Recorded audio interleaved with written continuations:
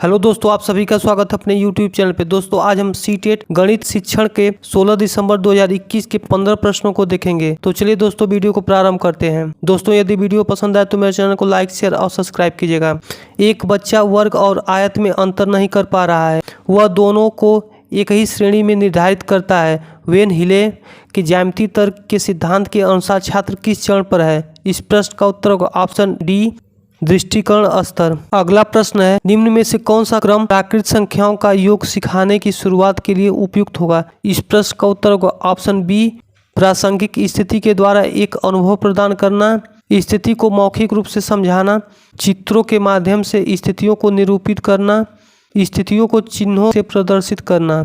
अगला प्रश्न है, राष्ट्रीय पाठ्यचर्या की रूपरेखा 2005 के अनुसार कौन सा आधार उत्कृष्ट गणितीय शिक्षा के दृष्टिकोण को प्रदर्शित करता है? इस प्रश्न का उत्तर होगा ऑप्शन सी, सभी विद्यार्थी गणित सीख सके और सभी विद्यार्थियों को गणित सिखाने की जरूरत है। अगला प्रश्न है, एक शिक्षिका ने अपने छात्रों को गणित की पत्रिका बनाने के लिए कहा और उसमें उन्हें उनके द्वारा दैनिक जीवन में प्रयुक्त की गई गणित की स्थितियों को लिखने के लिए कहा। उसका उद्देश्य है? इस प्रश्न का उत्तर होगा ऑप्शन सी, छात्रों की सहायता करना कि वे कक्षा में गणित का बाहरी दुनिया में प्रयुक्त होने वाले गणित से संबंध स्थापित कर सके। अगला प्रश्न है, गणित केवल अंकगणित नहीं है, निम्नलिखित में से कौन सा कथन दिए गए संदर्भ में सबसे उपयुक्त है?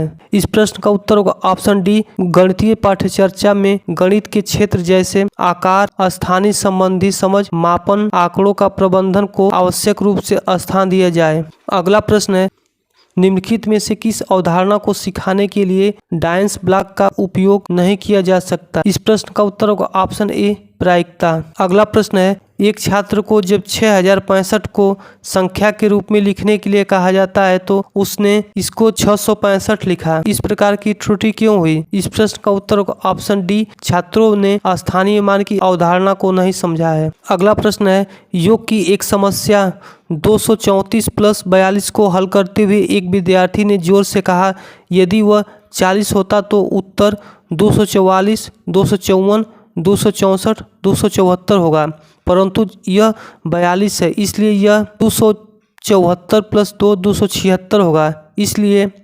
234 + 42 = 276 हुआ। विद्यार्थी द्वारा प्रयुक्त युक्ति के लिए निम्नलिखित कथनों में से कौन सा कथन सही है?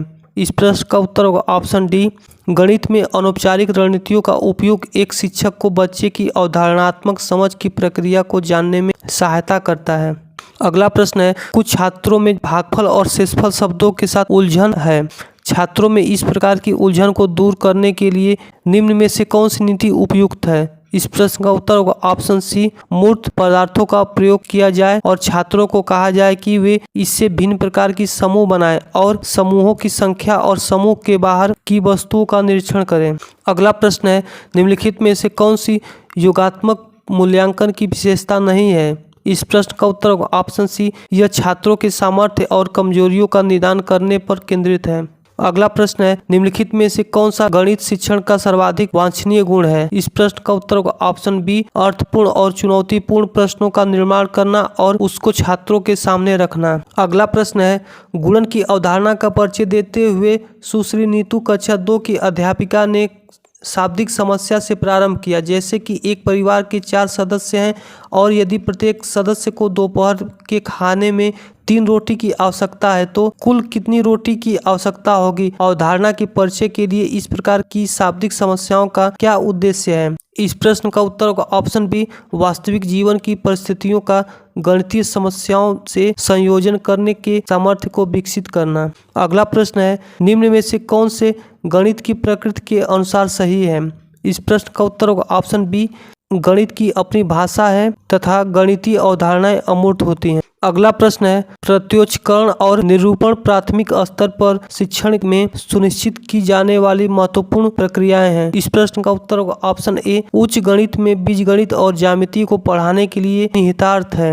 अगला प्रश्न है, 3 × 5 के गुणन का परिचय देने के लिए निम्नलिखित में से कौन सी विधि अति उत्तम है? इस प्रश्न का उत्तर होगा ऑप्शन ए, कुछ वस्तुओं के 3 × 5 के आयताकार व्यू की रचना का निर्माण करना। दोस्तों मिलते हैं अगले वीडियो में, तब तक के लिए धन्यवाद।